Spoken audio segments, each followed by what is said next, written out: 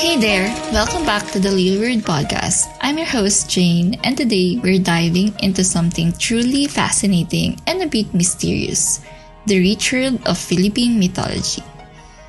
So, the other day, I was just scrolling through some articles on Philippine mythology and stumbled upon the gods and goddesses of the Philippines. And guess what? We have a pantheon of deities just like the Greeks and Romans. Some of these gods and goddesses have such interesting personalities and backstories. It's like finding a treasure trove of epic tales right in our backyard. I was totally blown away. I thought, why not share this amazing discovery with you? So today, we're going to explore these captivating deities together. There's a whole bunch of them. So, for this episode, we'll focus on the first generation of gods and goddesses. This way, we won't get overwhelmed and can really get to know them better. Join me as we delve into the stories of Bathala, Amanikable, Mapulon, Lakapati, and Idiyanale. In this episode, we'll uncover the stories of these divine beings, exploring their powers, their myths, and the ways they influence the lives of those who worship them.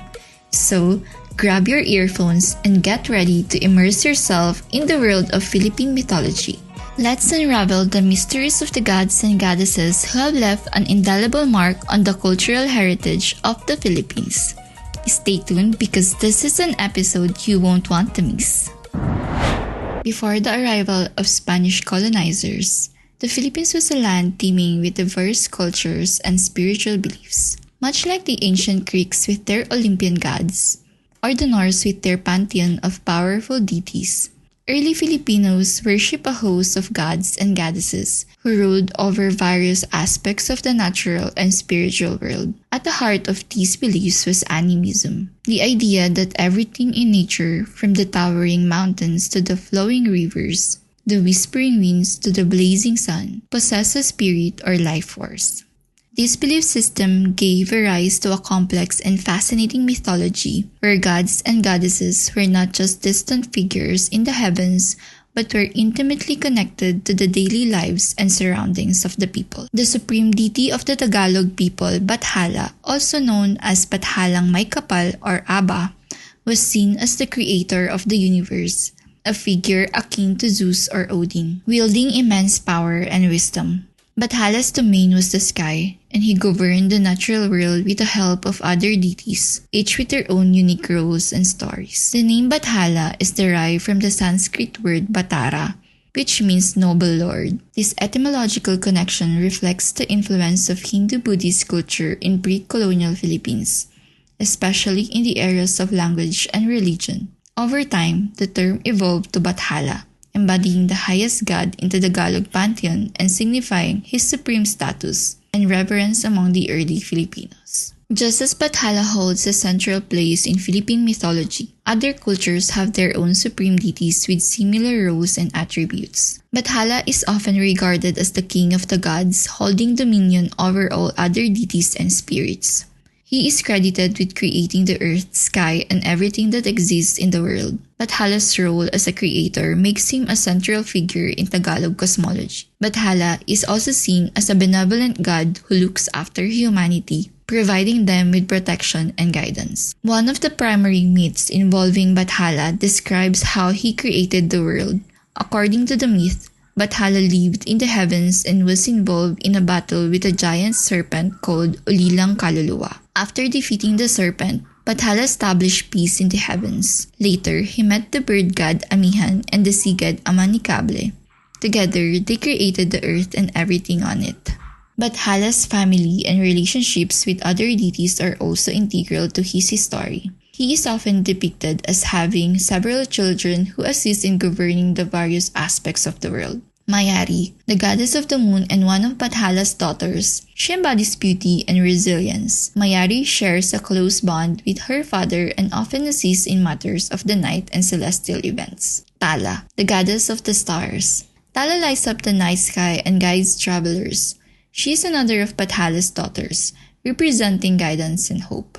Hanan, the goddess of the morning and dawn.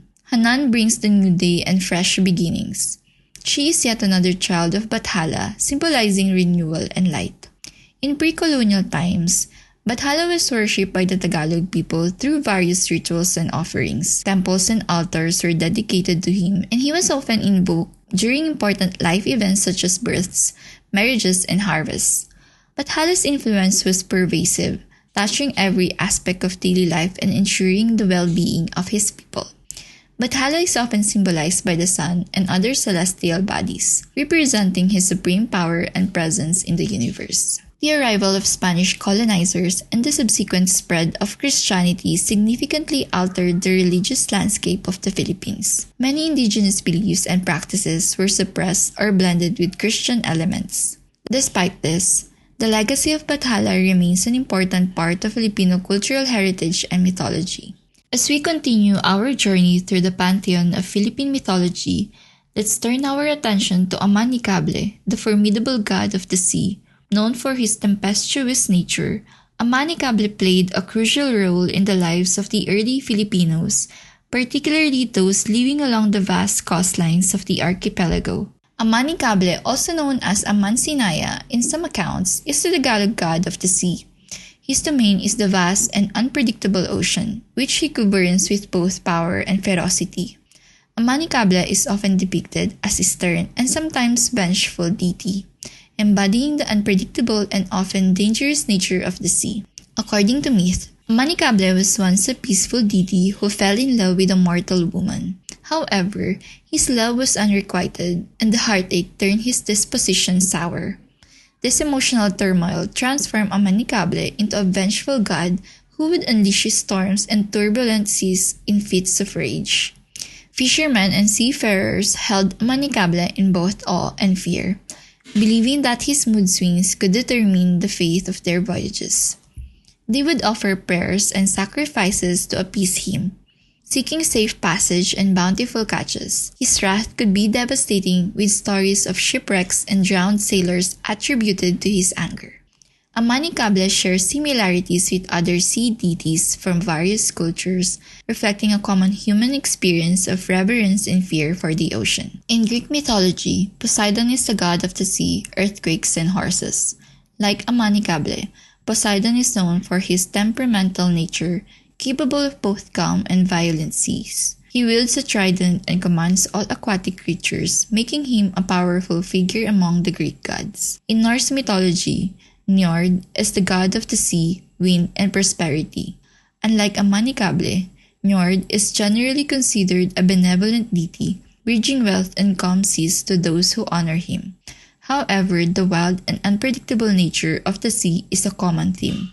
In Hindu mythology, Varuna is the god of the oceans, rivers, and the cosmic order. He is often depicted as a just and fair deity, but his dominion over the vast and deep waters evokes a sense of awe and respect similar to Amanikable's. In the coastal communities of the Philippines, Amanikable's influence was deeply felt. Rituals and offerings were made to seek his favor, especially before embarking on sea voyages or fishing expeditions. These practices highlight the dependence of these communities on the sea and their need to placate its deity. Amanikable's wrath was not only feared but also respected, embodying the dual nature of the sea as both a giver of life and a harbinger of destruction. This duality is a common theme in many maritime cultures, where the ocean is seen as a source of sustenance and perilous force. While the direct worship of Amanikable may have waned over the centuries, his legacy endures in Filipino folklore and cultural traditions. Stories of his tempestuous nature serve as cautionary tales about the respect and reverence owed to the natural world, particularly the powerful and unpredictable sea. Next, we'll meet Mapulon, the god of seasons, and discover his role in the natural world and agricultural cycles. Mapulon, the god of seasons, brings balance to the natural world. As the deity who controls the changing of the seasons, Mapulon's influence is felt in the cycles of planting and harvest, life and death. His story reminds us of the interconnectedness of all things and the eternal rhythm of nature. Mapulon is a lesser-known but equally important deity in Tagalog mythology. As the god of seasons, he plays a crucial role in the natural world, governing the cycles of planting, growth, and harvest that are vital to the agrarian lifestyle of the early Filipinos. His influence extends over the various stages of the agricultural cycle, ensuring that the timing of planting and harvesting aligns with the natural rhythms of the earth. This makes him an essential deity for farmers who rely on his favor for successful crops. In mythology, Mapulon is sometimes depicted as a gentle and nurturing figure, embodying the seasonal changes that bring life and renewal. He is married to Lakapati, the goddess of fertility and agriculture, forming a divine partnership that oversees the sustenance and prosperity of the land. Mapulon's role as the god of seasons is mirrored in various cultures around the world, where deities are responsible for the natural cycles of growth and renewal. In Greek mythology, Demeter is the goddess of the harvest and agriculture. She presides over the growth of crops and the fertility of the earth, much like Mapulon. Her story with her daughter Persephone also explains the changing seasons, symbolizing the cycles of life and death. In Roman mythology, Ceres is the goddess of agriculture, grain crops, fertility, and motherly relationships. Like Mapulon, she is intimately connected to the earth's fertility and the seasonal cycles that sustain life. In Japanese mythology, Inari is the deity of rice, fertility, and agriculture. Inari's influence over the growth of rice and the prosperity it brings reflects Mapulon's role in ensuring bountiful harvests. In the agricultural communities of the Philippines, Mapulon was a vital figure. Farmers would offer prayers and sacrifices to ensure his favor, particularly at the start of the planting season and during harvest time.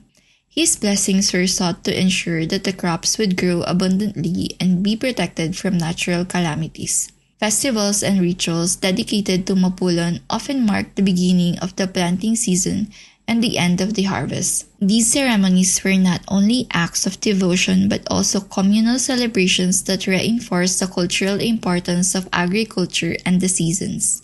Mapulon's influence extends beyond agriculture, symbolizing the natural cycles that govern all life. His role as the god of seasons highlights the interconnectedness of living things and the importance of respecting and harmonizing with the natural world. In modern times, while direct worship of Mapulon may have diminished, his legacy lives on in the agricultural practices and seasonal festivals that continue to be an integral part of Filipino culture. The reverence for the cycles of nature and the gratitude for the earth's bounty are themes that persist, reflecting the enduring impact of Mapulon's mythology. And now, let's turn our attention to one of the most unique and beloved figures in Philippine mythology, Lakapati. Imagine a deity who embodies both masculine and feminine qualities, a symbol of fertility, abundance, and inclusivity. Lakapati, often depicted as an androgynous or transgendered figure, challenges traditional gender norms and highlights the rich diversity of pre-colonial Filipino beliefs. Let's dive into the story of this nurturing and generous goddess who plays a vital role in the prosperity of the land. Lakapati is one of the most revered deities in Tagalog mythology, known for her generosity and nurturing spirit. She is the goddess of fertility, agriculture, and abundance, playing a vital role in ensuring the prosperity and well-being of the people. Lakapati is often depicted as a beautiful and benevolent deity, embodying the fertility of the land and the bounty of the harvest. What sets Lakapati apart is her depiction as a transgender or intersex deity, reflecting the acceptance and inclusivity of pre-colonial Philippine society. This unique portrayal highlights her role as a life-giver and nurturer, embodying both male and female characteristics. In ancient times, Lakapati was widely regarded as a great mother goddess. People prayed to her for protection from hunger, offering rice, herbs, and plants during full moons.